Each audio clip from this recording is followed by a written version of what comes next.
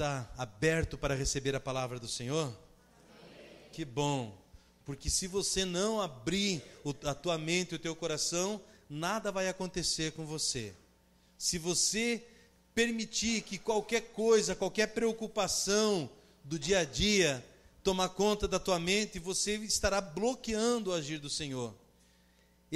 O próprio Senhor, ele disse na carta de Apocalipse, que ele está à porta e bate.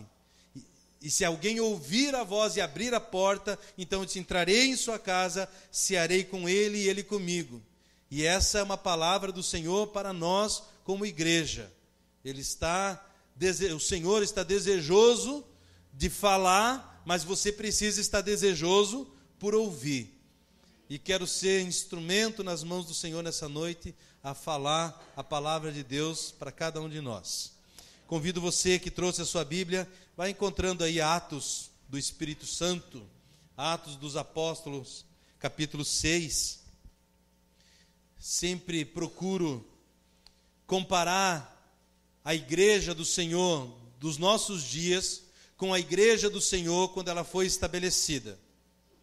Aquilo que é conhecido como igreja primitiva. Então, nessa comparação, eu procuro, então, buscar entender o que nós precisamos, ou o que eu preciso, como parte dessa igreja, mudar para que seja mais parecido com o Senhor. Semana passada, quantos receberam a palavra semana passada aqui do culto? Que amor é esse, era o tema, não é? Obrigado. E nessa palavra, nós vimos que tinha uma mensagem muito simples, que Deus entregou a Jonas, e que Jonas deveria entregar para Nínive. Diz, olha, entregue essa minha mensagem para Nínive. E nós vimos quanto Jonas relutou para entregar essa mensagem. E ao meditar sobre isso, eu me lembrei de 1 Pedro capítulo 2, em especial o versículo 5. Você pode deixar aberto em Atos capítulo 6, que eu pedi para os irmãos. Mas em 1 Pedro 2, 5, a palavra diz que nós somos como pedras que vivem. Nós somos como pedras que vivem. Jesus é a pedra que vive, e nós somos como pedras que vivem. E essas pedras, o Senhor então está colocando, assim como no passado se usava muito fazer taipa, não é? Vai fazer uma taipa, pega umas pedras e vai colocando uma após a outra de maneira correta para que possa se levantar e sustentar então o terreno, a terra que vai ali e tal. E o Senhor disse que nós somos como pedras que vivem, que estão sendo colocadas num muro, está sendo estabelecido e edificado. A diferença de uma taipa que é feita com uma pedra que vive, a pedra que vive pode dizer, eu não quero que você me coloque aqui, eu quero ser colocado ali, eu quero ser colocado lá, porque é pedra que vive. E Deus, ele é glorificado quando eu, tendo vontade própria, eu decido submeter a minha vontade ao senhorio de Cristo. Dizer, Senhor, aonde o Senhor quiser me colocar, o que o Senhor quiser fazer, que a sua vontade seja feita, não é? Como pedras que vivem, mas ainda assim eu digo, Senhor, que a sua vontade prevaleça, sempre. E Jonas, nós vimos o quanto ele relutou para que isso acontecesse. E obedecer à palavra do Senhor é coisa para servo e serva de Deus. E nós vamos estudar nessa noite, refletir nessa noite sobre características de um servo de Deus. E espero que você ouça essa palavra, medite e tente ver se você tem essas características de um servo de Deus. Atos capítulo 6. Ora, naqueles dias, multiplicando-se o número dos discípulos, houve murmuração dos helenistas contra os hebreus, porque as viúvas deles estavam sendo esquecidas na distribuição diária. Então, os 12 convocaram a comunidade dos discípulos e disseram, não é razoável que nós abandonemos a palavra de Deus para servir às mesas. Mas, irmãos, escolhei dentre vós 7 homens, de boa reputação, cheios do Espírito e de sabedoria, aos quais encarregaremos desse serviço. Versículo 4. E quanto a nós, nos consagraremos à oração e ao ministério da palavra. O parecer agradou a toda a comunidade e elegeram Estevão, homem cheio de fé e do Espírito Santo, Filipe, Prócoro, Nicanor, Timão, Pármenas e Nicolau, prosélitos da Antioquia. 7 homens. Versículo 6 agora. Apresentaram-nos perante os apóstolos, e estes, orando, lhes impuseram as mãos. Crescia a palavra de Deus, e em Jerusalém se multiplicava o número dos discípulos. Também muitíssimos sacerdotes obedeciam à fé. Estevão, cheio de graça e poder, fazia prodígios e grandes sinais entre o povo. Levantaram-se, porém, alguns dos que eram da sinagoga chamada dos libertos, dos sirineus, dos alexandrinos e dos da Cilícia e Ásia, e discutiam com Estevão. E não podiam resistir à sabedoria e ao espírito pelo qual ele falava. Então subornaram homens que dissessem: temos ouvido este homem proferir blasfêmias contra Moisés e contra Deus. Sublevaram o povo, os anciãos e os escribas, e investindo, o arrebataram, levaram-no ao sinédrio. Apresentaram testemunhas falsas que depuseram: este homem não cessa de falar contra o lugar santo e contra a lei, porque o temos ouvido dizer que este Jesus, o Nazareno, destruirá esse lugar e mudará os costumes que Moisés nos deu. Versículo 15 e último por agora. Todos os que estavam assentados no sinédrio, fitando os olhos em Estevão, viram o seu rosto como se fosse rosto de anjo. Amém? Amém. Capítulo 6 que nós lemos agora e o capítulo 7 conta-nos a história de um homem chamado Estevão, e conta-nos da história dele desde o início do seu chamado, toda a sua vida e a sua morte. E nos fala que Estevão, ele foi fiel em vida e até a sua morte ele foi fiel ao Senhor. E esse capítulo 6 inicia dizendo que multiplicava-se o número dos discípulos. Crescia a igreja naquela época. E a igreja crescendo, as necessidades vão se amplificando, dificuldades vão ficando cada vez mais claras e é preciso tomar alguma atitude. Quando uma igreja começa a crescer, várias pessoas começam a se achegar. Por isso se dá o crescimento. O crescimento são vidas que vão se achegando. E cada um que se achega, você quando chega para o reino de Deus e começa a ouvir a palavra do Senhor, você vem com os teus próprios conceitos, você vem com os teus valores, com aquilo que você crê, acredita que isso é a verdade. E até que você submeta aquilo que você crê à palavra do Senhor, existe um tempo, um processo. Existem pessoas que ao chegarem aqui, eles pensam, creem, que Deus ouve mais a oração de uma pessoa do que ouve a oração de outra pessoa. Tem pessoas que ao chegarem na igreja, nesse lugar, eles pensam que aquele irmão, ou aquela irmã, ou o pastor, dependendo da entonação de voz dele, Deus vai ouvir mais. Deus ouve mais a oração de alguém que sabe orar.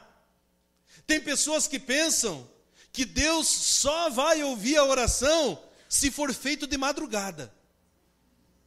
E Deus abençoe, é preciso que haja pessoas que se despertem realmente de madrugada para a oração. Há pessoas que pensam que Deus só vai responder a oração que é feita no monte. Eu preciso subir lá ao monte e lá sim Deus vai me ouvir e de lá do alto do monte Deus vai me responder. As pessoas chegam assim. Conceitos, com algumas ideias preconcebidas, ou que escutou aqui e acolá, um que disse isso, outro falou aquilo. Então tudo isso vai formando uma pessoa. E as pessoas vão se achegando. E à medida que vão se achegando, eu como pastor, os líderes, nós começamos a buscar em Deus, o que eu posso fazer? Deus, de que maneira eu posso ser útil, ser bênção na vida desse irmão, dessa irmã, porque eu percebo que tem coisas que ele ainda não submeteu à vontade do Senhor, à palavra do Senhor. E era isso, exatamente isso que aconteceu. Aqui a palavra do Senhor nos fala com Pedro e os apóstolos que ali estavam. Apenas para reflexão sobre essa questão de oração, abra comigo, deixa aberto aí em Atos 6, mas abra comigo Lucas 18, de 9 a 14.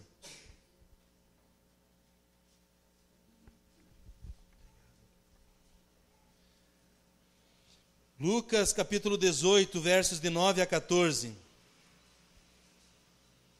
Propôs também esta parábola, e alguns que confiavam em si mesmos, por se considerarem justos, e desprezavam os outros. 2 homens subiram ao templo com o propósito de orar, um fariseu e o outro publicano. O fariseu, posto em pé, orava de si para si mesmo, desta forma: ó Deus, graças te dou, porque não sou como os demais homens, roubadores, injustos e adúlteros, nem ainda como este publicano. Jejuo 2 vezes por semana e dou o dízimo de tudo quanto ganho.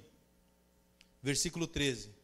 O publicano, estando em pé, longe, não ousava nem ainda levantar os olhos ao céu, mas batia no peito, dizendo: ó Deus, sê propício a mim, pecador. Versículo 14. Digo-vos que este desceu justificado para a sua casa, e não aquele, porque todo o que se exalta será humilhado, mas o que se humilha será exaltado. Obrigado. Então você entendeu essa parábola que Jesus contou? Porque existiam pessoas que confiavam em si mesmo. Eu confio na minha oração, porque eu sou mais justo do que fulano, o irmão ali, o irmão lá. Então a minha oração, sim, essa igreja só vai bem porque eu oro por ela. Olha, a célula aqui, ai dessa célula se não fosse eu. Ai desse ministério se não fosse eu, porque eu sim que estou sustentando em oração. E eu já percebi, quando eu paro de orar, não funciona.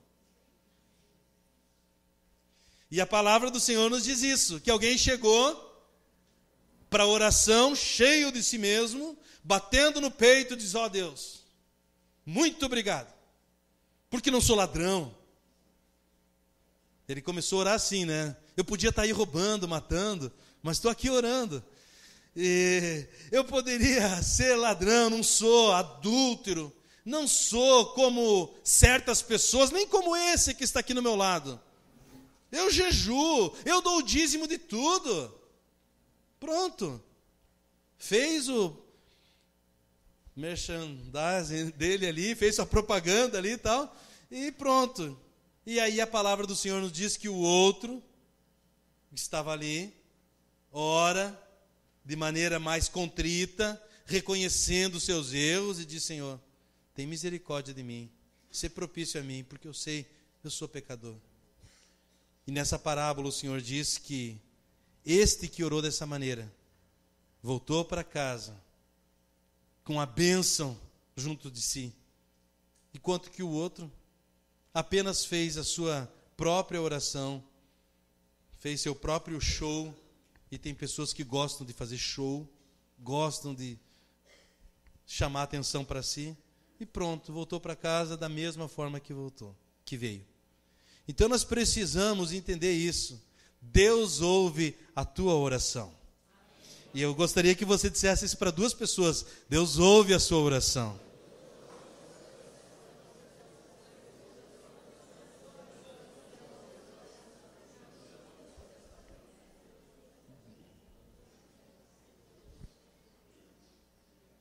Algumas pessoas pensam que para orar, para liderar uma célula, para ser um pastor, é preciso pura e tão somente formação acadêmica.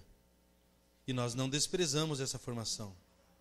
Mas essa mesma pessoa que pensa assim, que para fazer algo é preciso um preparo intelectual, é a mesma pessoa que pensa: para distribuir alimento, para fazer visita em presídio, ou, como o irmão ali falou, pode ser qualquer pessoa, sem nenhuma formação.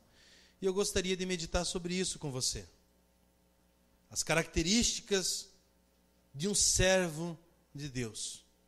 Quais são as características de um servo de Deus?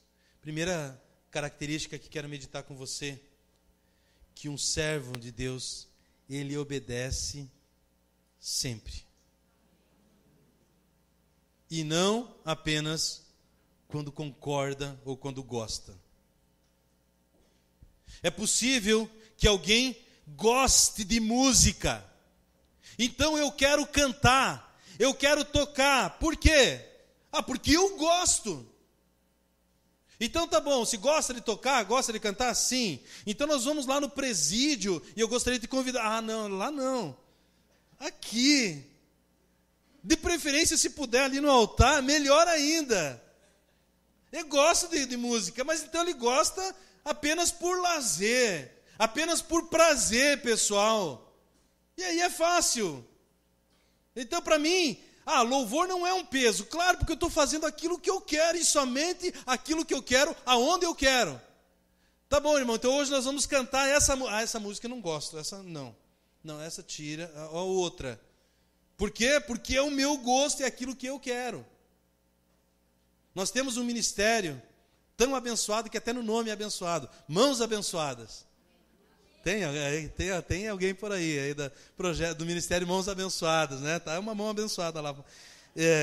E aí assim, não, eu vou no projeto Mãos Abençoadas porque eu gosto de artesanato, só por isso. Tá bom, então vai lá por prazer. Não, mas eu vou no Ministério Mãos Abençoadas porque através desse ministério eu quero alcançar outras vidas para o Senhor. Opa, então já começa a se entender, a se estabelecer algumas coisas. Nem sempre isso nós aprendemos, inclusive semana passada, nós faremos aquilo que nós gostamos, mas faremos aquilo que precisa ser feito. Aquilo que o Senhor nos orientar para fazer. Jonas, nós vimos semana passada, vai lá e prega na cidade de Nínive.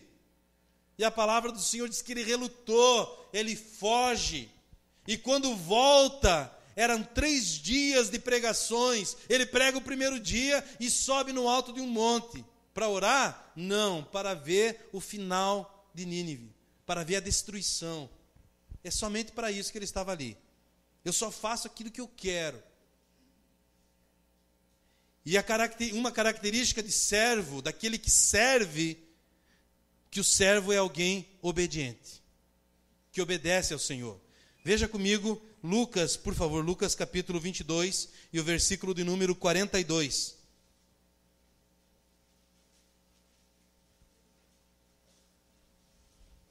Eu vou ler a partir já do versículo 39. Lucas 22, a partir do verso 39. E saindo, foi como de costume para o Monte das Oliveiras. Está falando aqui de Jesus. E os discípulos o acompanharam. Chegando ao lugar escolhido, Jesus lhes disse: orai, para que não entreis em tentação.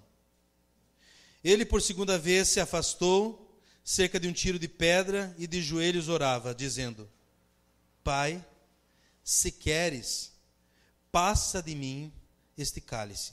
Contudo, não se faça a minha vontade, e sim a tua. Pai, se for possível, se queres, passa de mim este cálice. Contudo, entretanto, não se faça a minha vontade, e sim a tua. Jesus, como um exemplo, inclusive de servo, ele obedece em tudo ao Pai. E a palavra do Senhor nos ensina que se você quer esse título, se você quer essa função, se você quer esse privilégio de tornar-se um servo do Senhor, você precisa estar disposto a obedecer ao Senhor. A esse que você diz que é o teu Senhor, meu Senhor, Jesus Cristo. E obedecer ao Senhor não apenas naquilo que eu concordo. Quem obedece naquilo que concorda, não é obediente, é só um esperto. É alguém esperto. Não, eu concordo, eu vou fazer. Então, é esperto. Agora, quando você obedece, mesmo que você relute, como é o caso de Jesus, que sabia que lhe aguardava a crucificação, ele disse: Pai, se for possível, passa de mim. Mas, Pai, que a sua vontade seja feita, e não a minha. Se você deseja ser usado por Deus, se você quer ser um servo e uma serva de Deus, você precisa ter um coração obediente, você precisa ser alguém dócil, como uma ovelha. Dócil. Amém? Segunda característica de um servo está nos versículos 3 de Atos 8, Atos capítulo 6, versículos 3, 8 e 10. Versículo 3 diz assim: Mas, irmãos, escolhei dentre vós 7 homens de boa reputação, cheios do Espírito e de sabedoria, aos quais encarregaremos deste serviço. Versículo agora 8 diz assim: Estevão, cheio de graça e poder, fazia prodígios e grandes sinais entre o povo. Versículo 10. E não podiam resistir à sabedoria e ao Espírito pelo qual ele falava. Um servo de Deus é alguém que tem um bom testemunho e que zela pelo seu testemunho. É alguém que cuida da sua própria vida, porque sabe que através da sua vida outras pessoas poderão chegar-se a Cristo. Foi o testemunho do irmão aqui. Deus enviou pessoas que se aproximaram dele, e ao se aproximar dele, ele teve confiança de que eram pessoas de bem, que tinham um bom testemunho, permitiu que entrasse na sua vida, e esses irmãos então começaram a usar de estratégias em Deus para alcançá-lo. Mas se fosse alguém que não tem um bom testemunho, que não tem cuidado da sua própria vida, tudo aquilo que fosse falado cairia por terra. Por quê? Porque o testemunho anda arranhado. Como anda o seu testemunho? Como as pessoas no trabalho te veem? No teu antigo trabalho, onde você trabalhou anteriormente lá, como ficou o seu testemunho lá? Quando você encontra essas pessoas, você pode cumprimentá-las ou precisa baixar a cabeça, virar assim: olha, feio. Como anda o seu testemunho? Você é alguém que tem zelado por isso ou não? Aquele que é servo do Senhor, a característica dele é que ele tem um bom testemunho. Eu gostaria que você Apenas para respaldar o que eu estou falando, encontre na sua Bíblia 1 Timóteo capítulo 4 e o verso 16.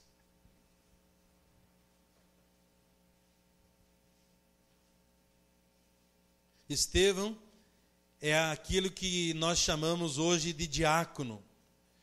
Deus o chamou para ser um dos diáconos na igreja primitiva.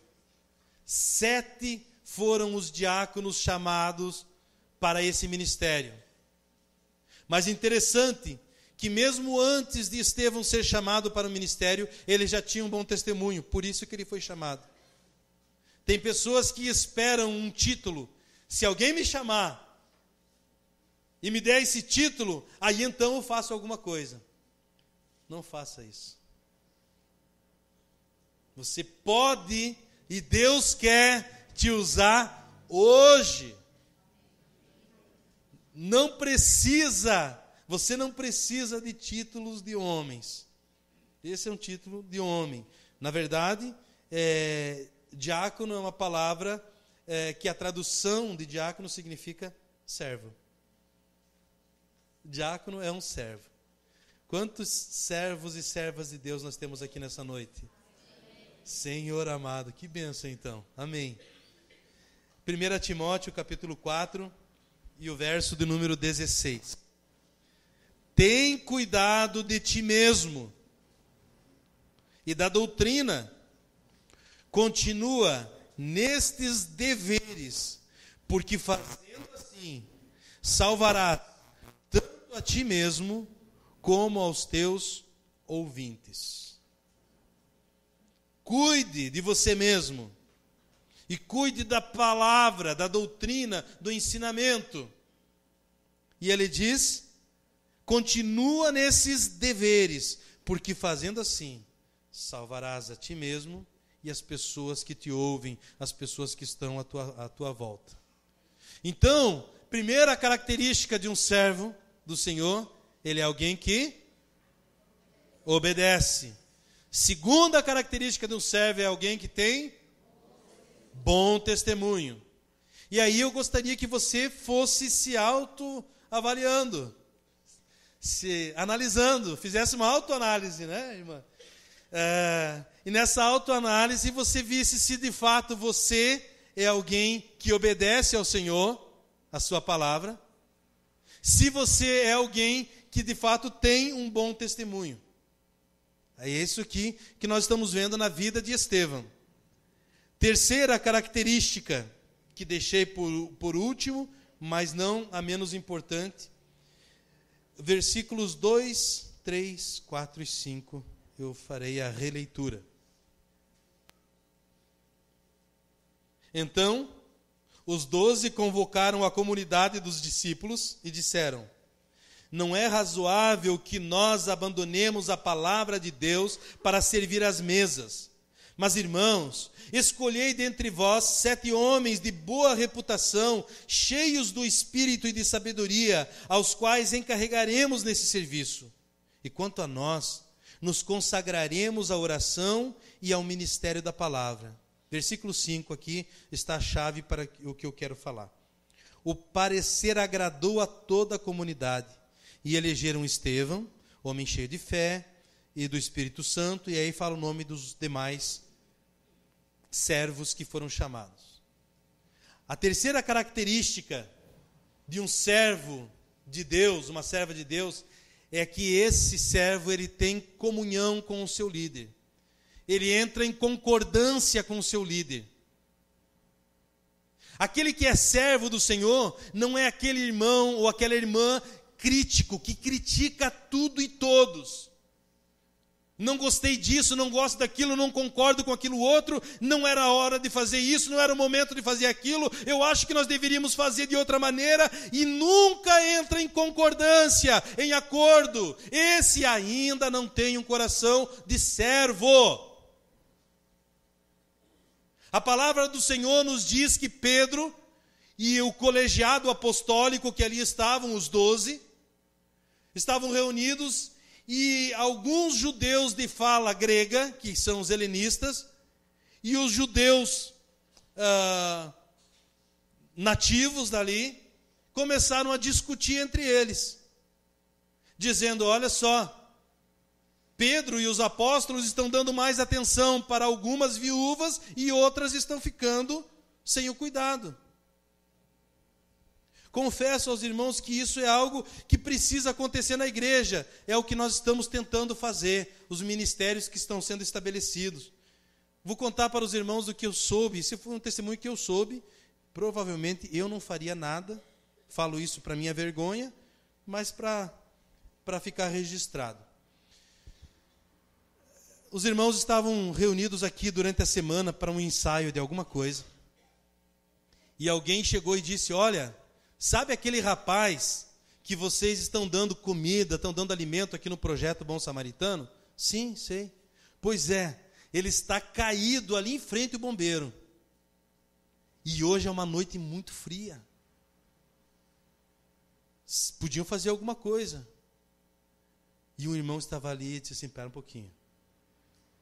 Pegou o carro dele, foi lá. Se tem umas roupas aqui, eu vou lá dar umas roupas para ele. Pegou um papelão, disse: deita aqui. Vamos lá, você não vai ficar aqui, porque aqui, você não quer ir lá no barraco junto com os outros? Não, não quero ir lá. Então faz o seguinte, eu sei de um lugar coberto, você vai ficar lá. Levou o rapaz até lá. Se ele não fosse levado naquela noite, muito que provavelmente ele não passaria daquela noite, porque estava muito fria. Era uma noite muito fria. Nem todos têm esse chamado, nem todos têm essa disposição, nem todos têm essa visão. Nem todos.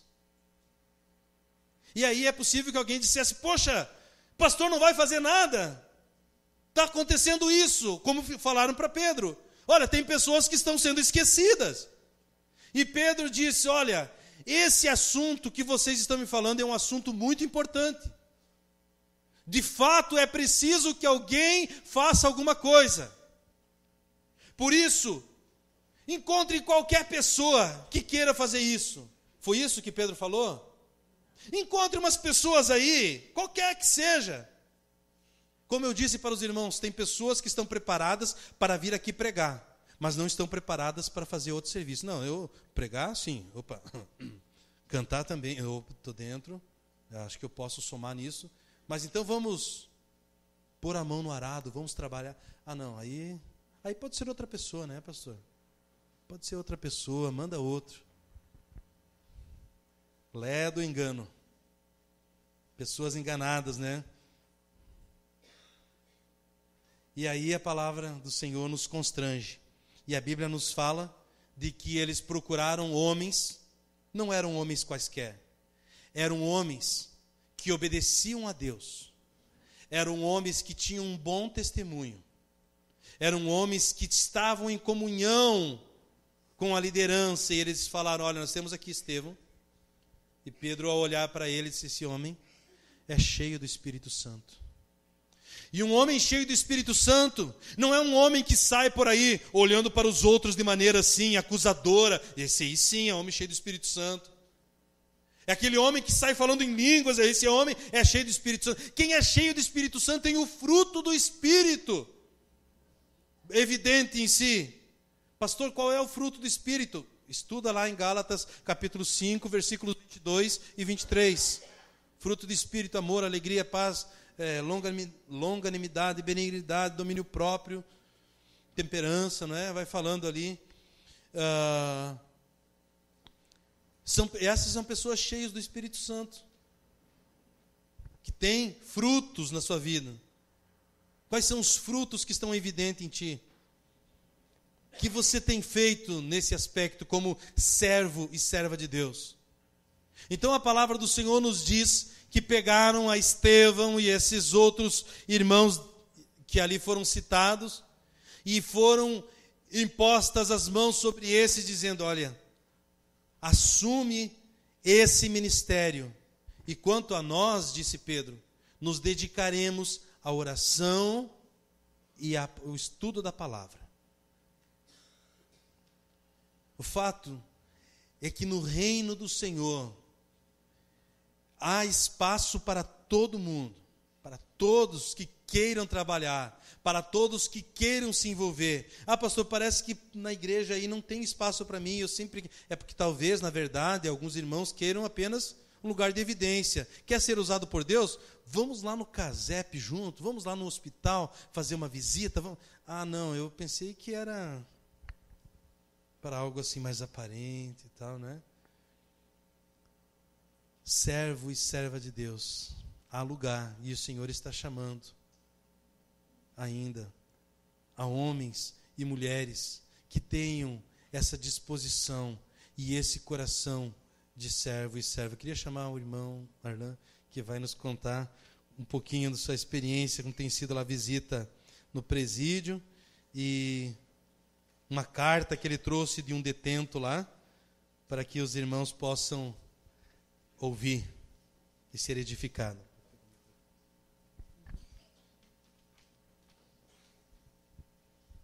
Graça e paz, igreja. Então, eu faço parte do Ministério Onésimo e sábado passado nós tivemos uma visita no presídio.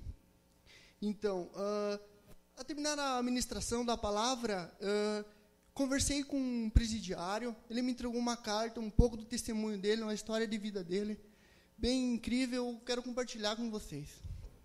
Olá, senhor pastor, que a paz do Senhor, nosso Senhor Jesus Cristo, esteja no seu coração. Que eu vos escrevo aqui o Marcelo Diofo. Deixe-me contar um pouco sobre minha história de vida. Sou natural da cidade de Campos Novos, estou preso pelo artigo 157, assalto. Estou há 6 anos e pouco preso, estou com o pé na rua, mais uns 2 ou 3 meses estarei em regime aberto. Sou conhecedor do Evangelho há 12 anos, hoje tenho 28 anos. Alguns meses atrás, eu estava preso na Central em Porto Alegre.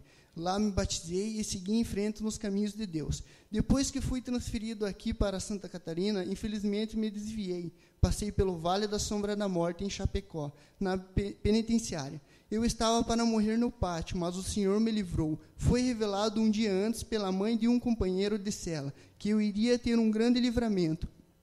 Ou morrer o meu lugar, 2 esfaqueados, sobrevivi, pastor, igreja, mundo. O que era para me matar foi degolado na minha frente. Eu já estava desviado, mas mesmo assim tomei posse da vitória. Esse é o meu testemunho. Pastor, não consigo me afirmar novamente nos caminhos de Deus. Tenho um chamado muito grande de Deus. Foi revelado diversas vezes e não tenho dúvida do meu destino aqui na terra. É pregar o Evangelho em nome de Jesus e salvar almas. Peço gentilmente que, se possível, vocês possam orar por mim com toda a igreja. E peço se teria condições dos irmãos me ajudarem com os estudos bíblicos, pois não pertenço mais ao crime. Se quiserem me mandar cartas com palavras de fortalecimento, ficarei muito grato, pois estarão fortalecendo uma alma perdida que está tentando se levantar. Tenho no meu sentimento profundo em servir novamente o Senhor Jesus. Por isso, peço ajuda de todos que leem esse humilde e simples escrita e acreditem. Deus livra realmente o homem. Estou vivo pela misericórdia dele. Deixo um enorme abraço a todos e que Deus abençoe os amados irmãos. Estou no aguardo de quem quiser me enviar cartas. Terei maior prazer em responder a cada carta que chegar, nem que seja de uma igreja inteira. Deus abençoe a todos. Assinado Marcelo Diofo.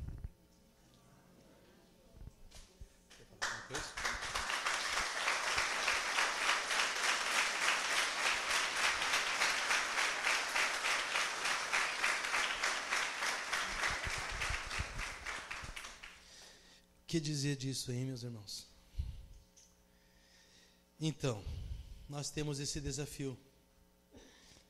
O Senhor tem nos entregue esse desafio e essa oportunidade. Cada um dos irmãos que tem servido nesses ministérios, que vão além das 4 paredes da igreja, tem história de edificação para contar. Todos os irmãos e irmãs que têm sido usados por Deus têm história para contar. Qual história você tem para contar? Apenas da sua vida?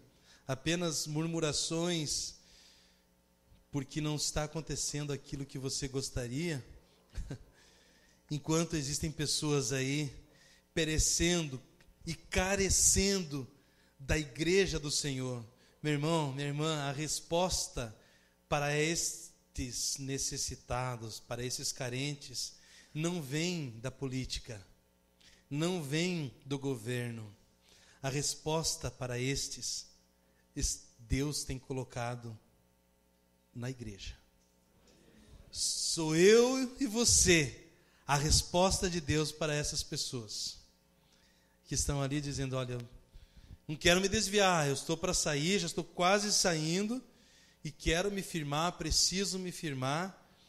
E aí você pode ser alguém que julga, ele roubou, tá, ele pagou, e agora, se quiser, que se esforce. Ou você pode ser instrumento nas mãos de Deus, um servo, uma serva de Deus, que obedece ao Senhor, amém? Que tem esse bom testemunho, que zela pelo seu bom testemunho, e que está em comunhão com os irmãos, com a igreja, com a liderança, e será tremendamente usado por Deus. A escolha sempre será sua, assim como foi com Jonas. Ele decidiu fugir. Quantos irmãos e irmãs, infelizmente, assim como Jonas, nós vemos fugindo. Não quero mais, não quero liderar célula, não quero discipulado, eu não quero me envolver no ministério, eu quero ficar assim meio que à distância. Assim tá bom, observando, porque na verdade, viu, pastor, eu estou precisando para mim, olha, para minha família, para o meu casamento, eu preciso sempre assim, orem por mim. Você será tremendamente abençoado, abençoando. Dá e ser-vos-á dado, diz a palavra do Senhor. Quem só quer receber, acaba não retendo nada. É como sanguessuga, sempre quer e nada tem. Você conhece a história do Mar Morto, que recebe a água de um rio de água doce, e recebe dos seus afluentes, mas tudo que chega ali morre. Recebe, mas não dá para ninguém. Do rio, do Mar Morto, não vaza, não vai água para nenhum outro lugar. Fica ali, e ainda a geografia está mostrando de que esse Mar Morto está se reduzindo, está aos poucos diminuindo. Não sei quem já viu esse noticiário, mas se fala sobre isso. O volume de água do Mar Morto está cada vez mais escasso. Por quê? Porque ele apenas quer receber. Só recebe e não repassa nada. E você, hein? Só recebe do Senhor e não dá nada para ninguém.